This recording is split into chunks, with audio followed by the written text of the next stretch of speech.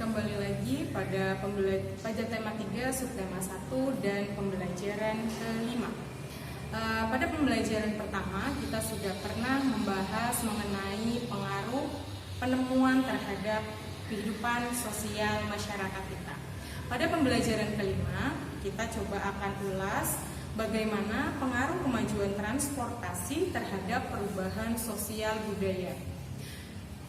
Kita tahu bahwa kebutuhan menggunakan alat transportasi merupakan contoh perubahan sosial di masyarakat.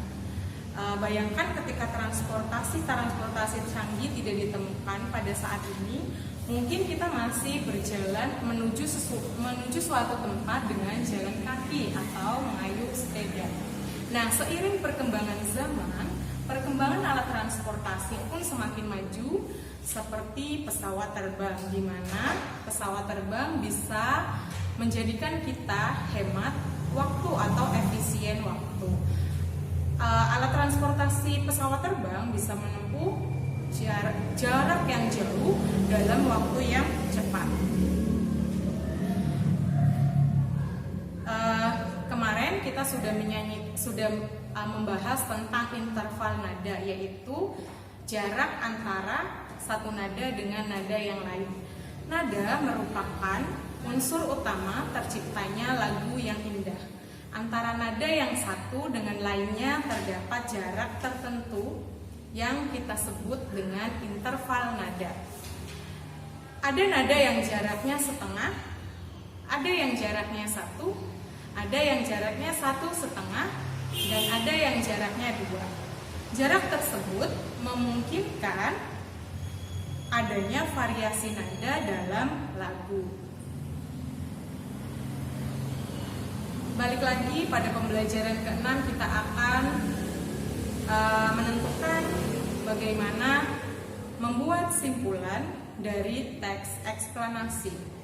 Kita ingat lagi bahwa struktur teks eksplanasi itu ada 3. Yang pertama adalah pembukaan atau pernyataan umum tentang suatu fenomena atau tentang suatu hal. Kemudian yang kedua adalah deret penjelasan isi yang bisa menjelaskan lebih dalam, lebih rinci lagi tentang suatu hal. Dan kemudian yang terakhir adalah simpulan atau penutup.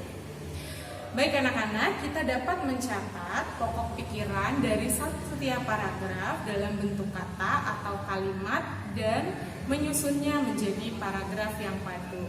Jadi kita mengingat lagi pada tema pertama kita sudah belajar tentang langkah-langkah bagaimana menentukan kalimat simpulan, yaitu cara yang pertama adalah kita membaca dengan seksama, kemudian kita menentukan kalimat utama, kemudian setelah tahu kalimat utama apa, kita mencatat pokok pikiran dalam setiap paragraf. Setelah pokok pikiran setiap paragraf ada, kita susun menjadi kalimat baru yang padu. Itulah kalimat simpulan dalam sebuah teks eksklamasi. Nah, kemudian kita akan membahas tentang manfaat menggunakan dan dampak tidak menggunakan hak dengan tanggung jawab. Pada pembelajaran ketiga, kemarin kita sudah membahas bagaimana kita menggunakan hak kita dengan penuh rasa tanggung jawab. Lantas bagaimana dampaknya ketika kita tidak menggunakan hak kita dengan penuh tanggung jawab? Kita kalau tidak bisa menggunakan hak kita dengan penuh tanggung jawab, contohnya mematikan televisi setelah menonton merupakan contoh penggunaan hak. Manfaatnya adalah listrik yang kemudian menjadi hemat.